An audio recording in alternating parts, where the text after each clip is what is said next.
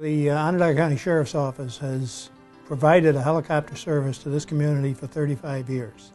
And during those 35 years, we have done tens of thousands of missions that have served the public in Onondaga County.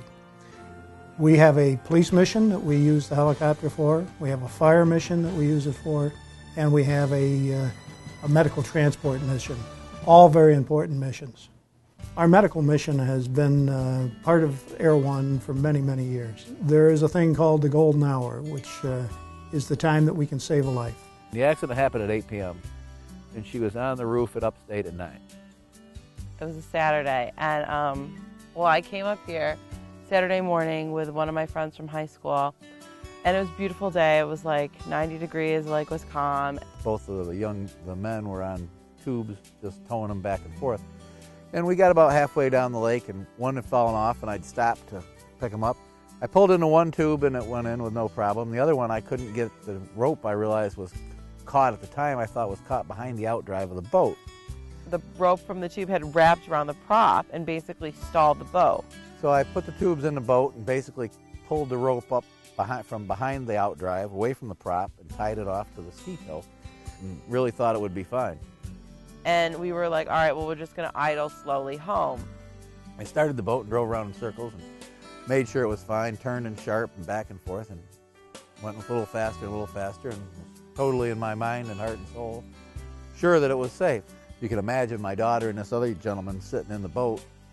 They were sitting up on the back with their feet on the seat, and the tubes were up in the front, and the ropes were in the front. So he went a little bit faster, and I remember when he went faster, the rope that I was holding basically just got caught on the other one and just wrapped around the prop very quickly. And I was holding it, so it basically was all around me and threw me and this other guy that was in the boat into the water. As I looked back, I saw my daughter and this other young man get thrown right out of the boat at 40 miles an hour.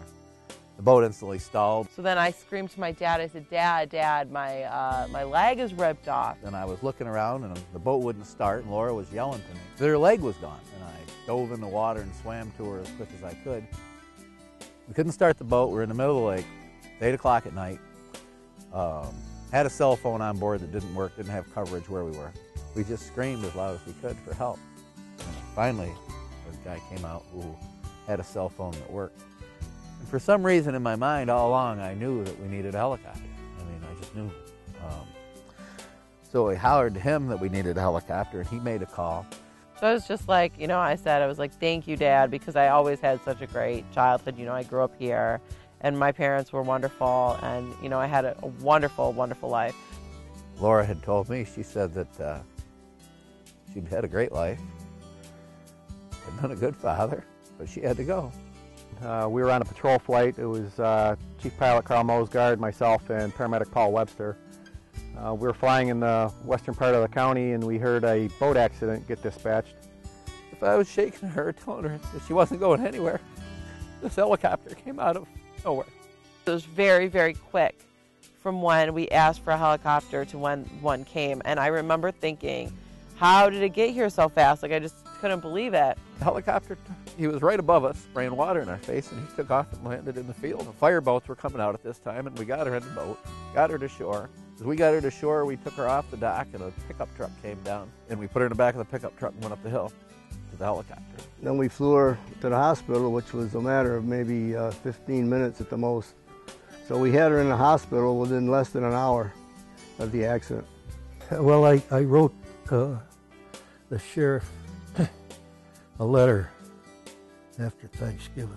I told him, I said, we said grace today and you were in it, and Laura was with us. Thank God for Air One. 15 minutes more and she would have been dead. I'd sent him my Social Security check if it would help. Well, the police mission are the general patrols that we do on a daily basis, the responses to things like pursuits. When we could put the helicopter into a pursuit situation, we can get the patrol cars from multiple agencies to back off, allow the helicopter to follow the suspect that we're pursuing, and it really creates a much safer environment, and you can't get away from the helicopter once he's got you spotted. The video downlink is used for any number of purposes. For example, if we have a hostage situation, we can put the helicopter up and videotape what's going on and live action send that to the command center, where we are set up with our command trailer and monitors, and we can actually see live what is going on at that particular hostage situation. Well, we have cross-trained with all of the emergency services in Onondaga County and the police agencies throughout the county. And we're prepared and continuously drill to make sure that if something major happens, Air One is one component and a major component. It gives us the eyes in the sky, it gives us the ability to see what's going on, it gives us the ability to determine where we're going to place our manpower, when it's safe for firefighters or emergency medical personnel to move in. It gives us guidance as to where to deploy our SWAT teams, and that's not just the sheriffs alone. That's a cooperative effort and an interoperability that we have worked out with all the law enforcement agencies, firefighters, and emergency medical services in Onondaga County. Well, Air One has the capability, and the pilots and crews have the training to perform rescue missions of all sorts. We have been able to drop our flight paramedics into remote areas where they're able to treat injured individuals. We've been able to airlift people off of the sides of some of the cliffs in the area.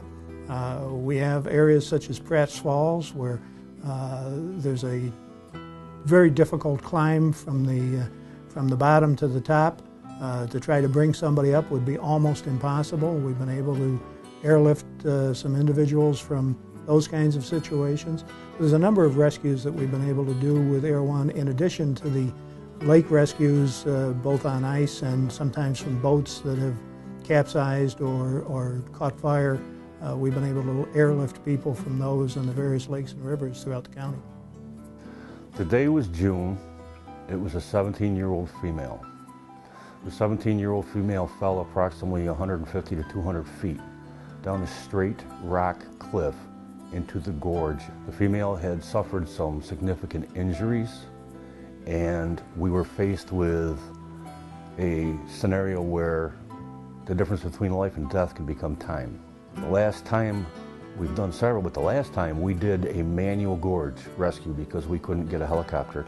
It took us approximately 3 fire departments in 2 hours and 45 minutes to traverse back up those angles to get that patient to an ambulance before we could get them to a hospital. We were on a patrol flight. It was Chief Pilot Carl Mosgard, myself, and paramedic Paul Webster, and we received a request for a helicopter to rescue a person that fell down a gorge. We responded to the scene. It was in the evening, starting to get dark. We landed. I got out of the helicopter and assessed the situation. I went back and talked to Chief Pilot Mosgard and told him that my recommendation was that we were to fly down into the gorge. There was just enough room for the helicopter to get down in there. We could land next to the victim and extract her that way. And was actually came down into the gorge, picked up the female, and brought her out of the gorge. It saved probably 2 to 2.5 hours in time from the actual onset of the incident to the time she was at a trauma center and getting definitive medical treatment, which we couldn't give her. We got the helicopter set up for the rescue configuration, landed down in the gorge. Paramedic Webster and myself got out, assisted the victim into the helicopter, flew her up out of the gorge, got her stabilized for the flight to the hospital, and brought her to University Hospital. In 32 years, I've watched a lot of people die that didn't have to die. And the only reason they died, because we didn't get them where they needed to be quick enough. In Prospect, New York, and unfortunately I wish I could limit it to Prospect, but I can't. In so many areas surrounding Onondaga County and the Adirondack Mountains, the difference between life and death is the air medical service. And it doesn't become a question of what do we do to afford it. I guess the real question becomes, how can we not afford it?